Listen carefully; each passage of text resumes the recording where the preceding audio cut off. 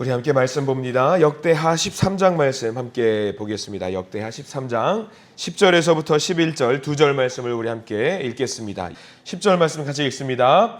우리에게는 여호와께서 우리 하나님이 되시니 우리가 그를 배반하지 아니하였고 여호와를 섬기는 제사장들이 있으니 아론의 자손이요 또 레위 사람들이 수종들어 매일 아침 저녁으로 여호와 앞에 번제를 드리며 분향하며 또 깨끗한 상에 진설병을 놓고 또 금 등잔대가 있어 그 등에 저녁마다 불을 켜나니 우리는 우리 하나님 여호와의 계명을 지키나 너희는 그를 배반하였느니라. 아멘. 오늘 말씀 가운데 하나님의 은혜가 있길 간절히 소망합니다. 우리 기도하는 마음으로 고백해 볼까요? 하나님의 은혜가 지금 저에게 임하기를 기도합니다. 우리 옆 사람 축복하면서 하나님의 은혜가 지금 여러분에게 임하기를 기도합니다. 아멘. 감사합니다. 하나님의 복된 은혜가 넘치는 복된 하루가 되기를 간절히 기도합니다. 오늘 11절 말씀을 우리가 함께 봤는데요. 11절 말씀이 참 우리의 매일의 일상이 되었으면 좋겠다라는 생각을 좀 많이 합니다. 매일 아침 저녁으로 여호와 앞에 번제를 드리며, 그러니까 예배를 드렸다는 얘기죠. 아침 저녁으로 우리가 시간을 정해두지 않고 늘상 삶 속에서 기도하고 예배를 드릴 수 있는 모든 성도님들 되길 간절히 소망합니다. 아침 저녁으로 기도하시지요? 네, 아침 저녁으로 아침에 기도하셔야 되고요. 저녁에 주무시기 전에도 반드시 기도하셔야 되고요. 가능하시면은 꿈 중에서도 기도하시고요. 자다가 기도하시고 그러는 우리 믿음의 성도님들 되시길 간절히 소망합니다. 오늘은요, 북이스라엘과 남유다가 드디어 진검 승부를 한판 벌리게 되는 장면이에요. 사실 믿음의 고백으로서는 당연히 우리가 이 전쟁이 어떻게 펼쳐졌으면 좋겠다라는 그 고백이 있는데, 저는 13장 말씀을 통해 조금 아팠던 건 그겁니다. 왜 형제의 나라가 이렇게 서로 간에 피를 흘려가면서 싸우는 일이 발생을 할까? 믿음의 형제와 자매들이라고 한다면은 서로 대소사를 나누고 힘든 일이 있으면은 동고동락하는 모습을 보여줘야 될 텐데, 하나님의 자녀들이라고 했던 이 사람들이 왜 서로 싸워야 되는지에 대해서 좀 오히려 마음이 아팠던 부분들이 있습니다. 자, 이 전쟁을 우리가 보게 되는데요. 여러분들 북쪽의 이스라엘과 남쪽의 유다가 나눠져 가지고 싸움을 한다고 했을 때에 누가 봐도 누가 이길 것 같습니까? 누가 봐도 당연히 북쪽에 있는 이스라엘이 이길 수밖에 없는 구조입니다. 왜냐하면 12지파 중에 남쪽의 유다는 몇 지파만 있냐면 딱 2개 지파만 있어요. 그리고 10개의 지파가 연합이 돼가지고 북이스라엘을 만들었다라고 한다면 10대 2의 싸움이에요. 이거는 이길 수가 없는 싸움이거든요. 절대 이길 수 있는 싸움이 아닙니다. 그런데 이 상황을 우리가 이 전쟁의 역사를 함께 참여를 하면서 보면은 이길 수밖에 없는 남유다가 이길 수밖에 없는 전쟁이라는 것에 공감할 수밖에 없을 거예요. 자, 이제 한번 보게 될 텐데요. 이게 르호보암이 죽었고 그 아들 아비야라는 사람이 왕이 되었어요. 우리가 1절, 2절 말씀을 우리 함께 봐야 될 텐데요. 1절에 이렇게 나와 있죠. 13장 1절 제가 읽어드리겠습니다. 여로보암 왕 18째 해에 아비야가 유다의 왕이 되었습니다. 주인공은 아비야입니다. 유다의 아비야인데 이 아비야의 아버지가 누구냐? 르호보암 왕입니다. 르호보암 왕의 아들 아비야라는 왕에 우리가 주목을 해야 돼요. 왜냐하면 굉장히 그의 신앙 고백은 그 본받아 마땅한 부분이 굉장히 많이 있거든요. 열왕기서에서 아비야라는 왕을 평가하는 기준은 굉장히 좋은 왕은 아니었다라고 나와 있습니다. 그가 몇 년을 다스렸다라고 나와 있냐면 2절 상반절에 나와 있지요. 2절 상반절 같이 한번 읽어볼까요? 시작. 예루살렘에서 3년 동안 다스리니라. 여기까지 한번 볼게요. 아비야가 3년 동안 다스렸습니다. 말도 안 되게 짧은 기간 동안에 다스렸고요. 이 기간 동안에 북쪽에 있는 이스라엘은 굉장히 강성해졌습니다. 그런데 재밌는 것은 뭐냐면요. 13장 2절에 이 3년 동안 다스렸고요. 전쟁을 하게 되는데 전쟁통에 쓸데없는 것 같은 설명이 나와요. 13장 1절 우리 이어서 한번 볼까요? 그 3년 동안 다스리니라. 그 뒤가 중요합니다. 시작. 그의 어머니의 이름은 미가야요 기브아 사람 우리엘의 딸이더라. 아비야가 여로보암과 더불어 싸울세. 싸우는데 전쟁통에 있는데 뜬금없이 갑자기 엄마의 이름을 등장을 시킵니다. 엄마의 이름이 굉장히 중요합니다. 왜냐하면 지금은 조금 달라졌을 수도 있겠지만 유대인들의 신앙교육은 대부분 누가 담당을 하냐면 여자가 담당을 해요. 엄마가 담당을 하는 거예요. 신앙교육을 어떻게 했는지에 따라서 그 아이가 어떻게 성장하는지가 달라지는 거죠. 근데 뜬금없이 전쟁통에 엄마의 이름을 등장시킨다라고 하는 것은 굉장히 의미가 있는 거겠죠. 우리가 어제 봤지만 르호보암의 엄마의 이름은 우리가 기억을 하지 않아도 좋겠습니다만 르호보암의 엄마가 어디서 왔는지는 기억을 하실 겁니다. 어디서 왔냐면 암몬이라는 우상 숭배하는 나라에서 왔던 엄마예요. 우리가 잠깐 한번 보고 갈까요? 왜냐하면 13장 2절 말씀이 비교가 되거든요. 그래서 12장 13절 말씀을 한번 비교해 볼까요? 12장 13절 제일 뒤에 나와 있는 르호보암의 어머니가 나옵니다. 자, 우리 한번 거기도 읽어보겠습니다. 12장 13절 시작. 르호보암의 어머니의 이름은 나아마요 암몬 여인이더라. 여기 암몬 여인이더라 동그라미 표시를 한번 해보시기 바라고요. 자, 13장 2절로 돌아오자면은요. 여기도 마찬가지죠. 미가야요 기브아 사람 우리엘의 딸이더라 라고 나와 있어요. 자, 이게 좀 우리가 좀 다 외울 필요는 없겠습니다. 누가 누군지 우리가 구분이 잘 안 될 테니까요. 중요한 것은요. 미가야는 다윗의 후손이에요. 다윗의 후손. 다윗의 혈통을 가지고 그대로 쭉 믿음의 어떤 교육을 받아가면서 살아왔던 그 믿음의 신앙의 내용이 아비야에게 그대로 전수되었다라는 거죠. 그의 아버지 르호보암은 우상을 통한 어떤 교육이 어느 정도 밑에 깔려 있을 거예요. 그런데 아비야는 좀 반대입니다. 그 신앙의 밑바탕이 뭘로 돼 있었냐면 하나님을 믿는 신앙으로 성장을 해왔다라고 우리가 이해하면 되는 거지요.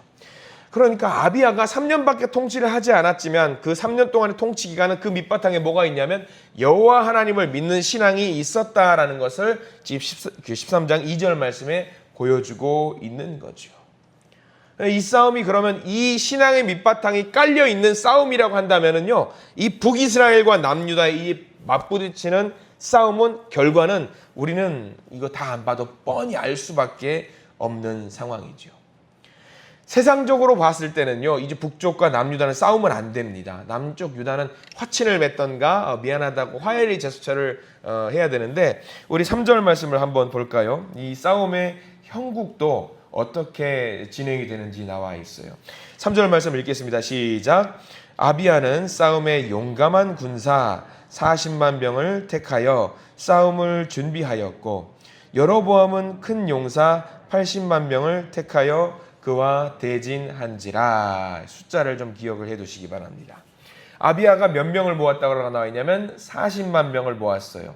근데 이 40만 명도 사실 잘한 거예요. 왜냐하면 우리가 어제 혹시 기억이 나시는지 모르겠지만 르호보암이 전쟁을 위해서 군사를 모았는데 몇 명을 모였냐면 18만 명을 모으게 했습니다. 그런데 18만 명을 모으는 그 순간 르호보암은 18년 동안 18해 동안에 사람을 모았는데 18만 명이에요. 근데 아비야는 믿음으로 성장을 했고 믿음으로 통치를 했으니까 어떻게 됐냐? 3년밖에 안 됐지만 사람을 몇만 명이 모았냐면 40만 명의 믿음의 군사들을, 용감한 군사들을 모았다라고 하는 거예요. 이건 대단한 겁니다. 근데 문제는 뭐냐면 자기들이 싸워야 될 북쪽에 있는 이스라엘이 얼마의 군사가 있었냐? 무려 2배인 80만 명이 있었어요. 자, 1대2로 싸워야 됩니다. 이거는 이길 수가 없는 싸움이에요. 이길 수가 없는 싸움. 성경에서는 세상 사람들은 이 숫자를 보면서 야, 이거 남유다 큰일 났다. 이길 수가 없는 싸움이다 말을 하겠지만은요. 성경에서는 그게 아닙니다. 이 80만 명이 중요하겠지만 40만 명도 중요하겠지만 그것보다 더 중요한 게 무엇이다? 그 사람이 얼마나 하나님을 사랑했는가, 얼마나 하나님을 의지했고 얼마나 하나님을 따랐는가를 굉장히 중요하게 여기고 있습니다. 싸움이 안 되는 싸움이지만 항복해야 되는 싸움이지만 이 싸움에 명운을 걸고 아비야는 전쟁통에 40만 명을 이끌고 나갑니다. 그리고 아비야가 무엇을 했는지 잘 봐야 됩니다.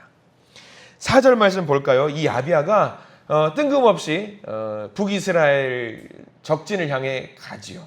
4절 말씀 읽겠습니다. 시작. 아비야가 에브라임 산 중 스마라임 산 위에 서서 이르되 여로보암과 이스라엘 무리들아 다 들으라 라고 소리를 치는 거지요. 80만 명의 적군을 향해서 소리를 지릅니다. 아마 이 사람은 엄청 목소리가 컸나 봐요. 80만 명이 다 들을 수 있게 소리를 지르는 것을 보니까요. 그리고 어떤 이야기를 하느냐, 13장 말씀은요, 이 이후로 다 한 절 한 절이 너무 중요한 말씀이에요. 5절 말씀 한번 읽어봅니다. 5절 시작. 이스라엘 하나님 여호와께서 소금 언약으로 이스라엘 나라를 영원히 다윗과 그의 자손에게 주신 것을 너희가 알 것이 아니냐. 소금 언약이라고 하는 것은 썩지 않는 언약을 말합니다. 썩지 않는 언약으로 하신 말씀. 그러니까 아비야가 지금 고백을 하고 있는 것은 뭐냐면요, 얘들아, 북이스라엘 사람들 한번 들어봐라. 이 전쟁이라고 하는 것이 말이 안 되는 전쟁이다. 왜냐하면 이것은 병력의 싸움이 아니다. 너희들이 지금 우리와 싸운다라고 하는 것은 말이 안 되는 싸움이다. 너희들이 우리와 싸운다라는 것은 여호와 하나님을 적대시하는, 여호와 하나님을 적으로 두는 싸움이 아니냐. 이 싸움을 해서는 안 된다라고 이야기를 하고 있는 겁니다. 정통성이 없다. 자, 쭉 넘어가서 8절 말씀을 봅니다. 8절 말씀. 자, 함께 천천히 읽어볼까요? 시작. 이제 너희가 또 다윗 자손의 손으로 다스리는 여호와의 나라를 대적하려 하는도다. 여기까지만 읽겠습니다. 자, 어디 밑줄을 그어야 될까요?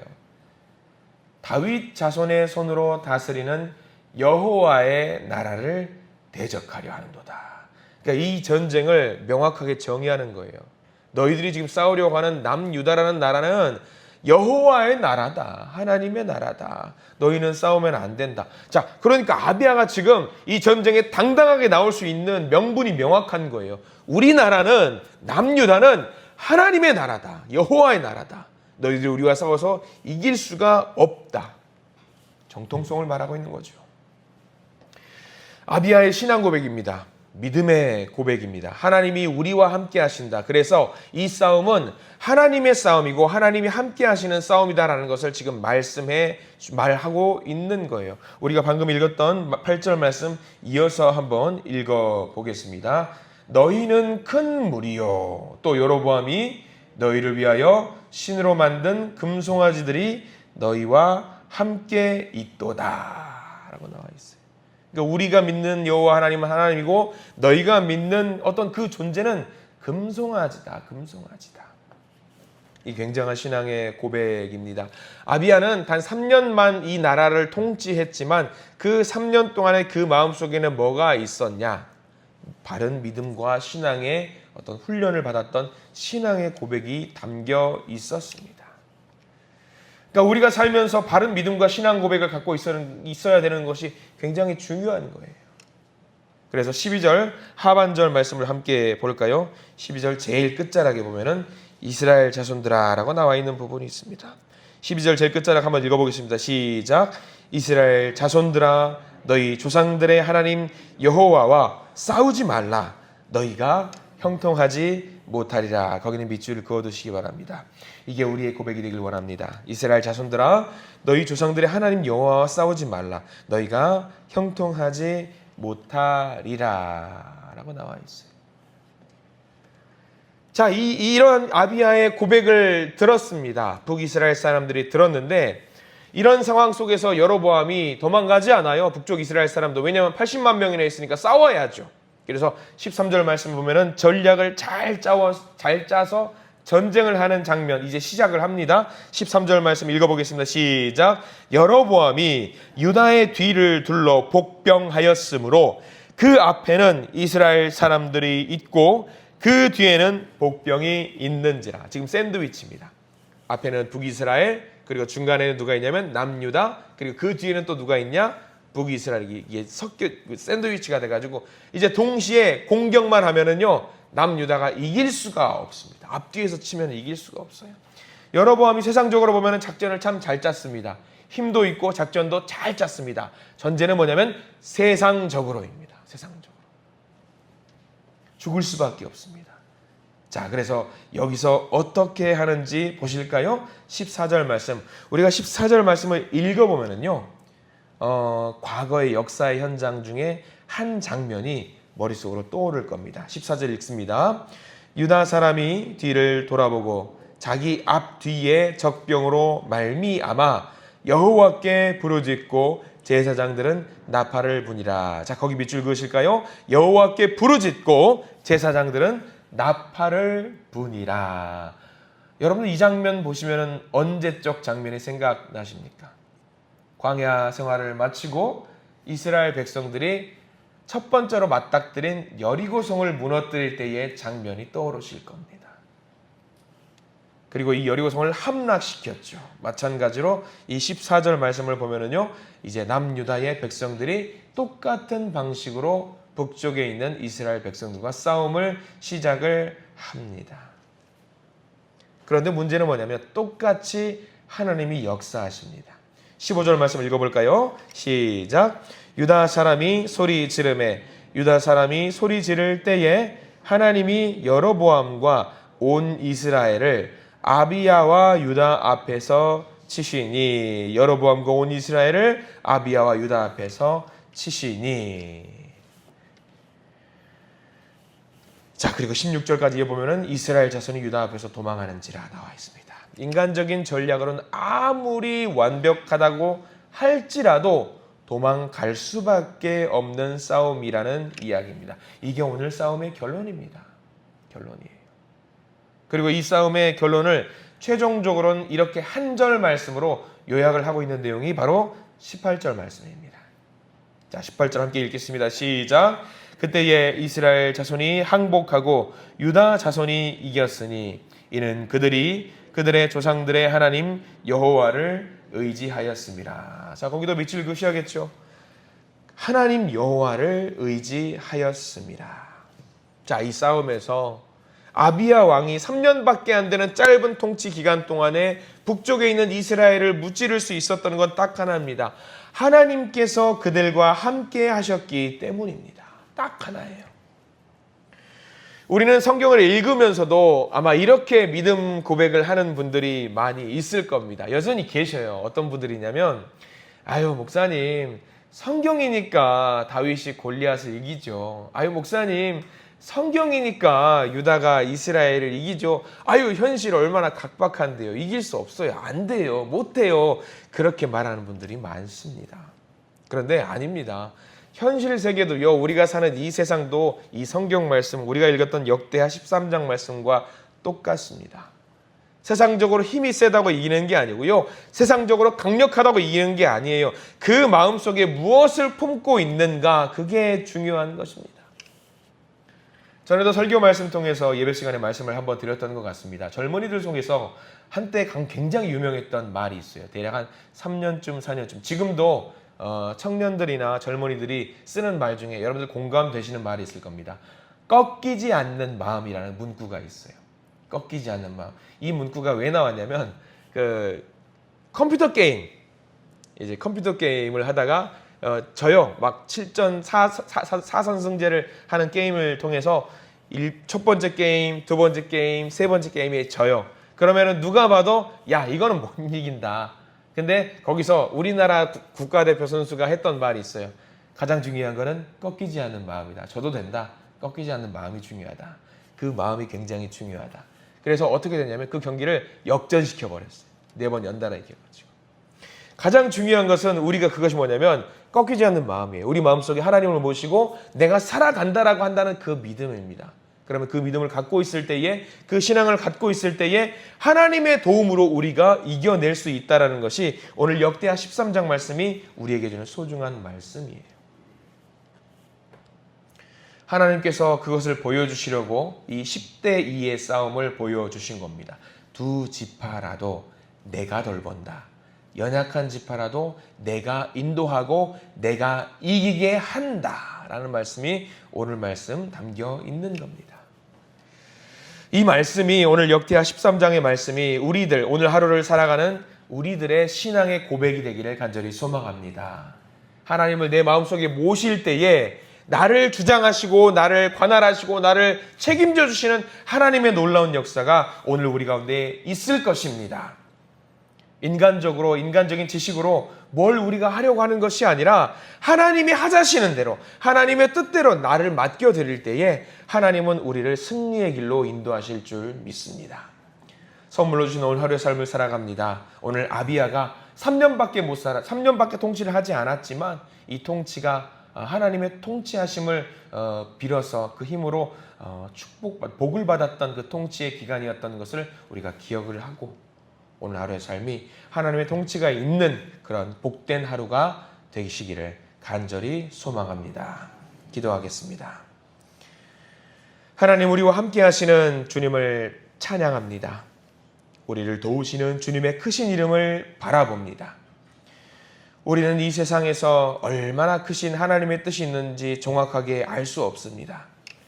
오히려 우리가 두려워하는 이 세상의 크기와 이 세상의 세기만을 바라보면서 마음이 점점 위축이 되어가는 연약함을 우리가 보게 됩니다. 그러나 우리의 모습을 보시고 하나님이 말씀하십니다. 내가 너희와 함께 하겠노라. 그래서 너희에게 승리를 주겠노라 라고 말씀을 하십니다. 이 아침에 이 새벽에 하루를 시작하면서 하나님을 향한 기대를 품게 해 주시옵소서. 하나님을 향한 소망을 품게 해 주시옵소서. 하나님을 바르게 알고 바르게 믿는 주의 백성이 되게 해 주시옵소서. 하나님을 바르게 믿는 자녀들이 얼마나 큰 승리를 경험하고 체험하면서 살아가는지 우리가 증인 되기를 소망합니다. 모든 것이 불리하다고 할지라도 하나님 한 분만 믿고 의지했던 아비야의 승리처럼 우리도 이 승리를 경험하고 선포하는 하나님의 자녀로 살 수 있도록 저희들을 인도해 주시옵소서. 예수 그리스도 이름으로 간절히 기도드립니다. 아멘.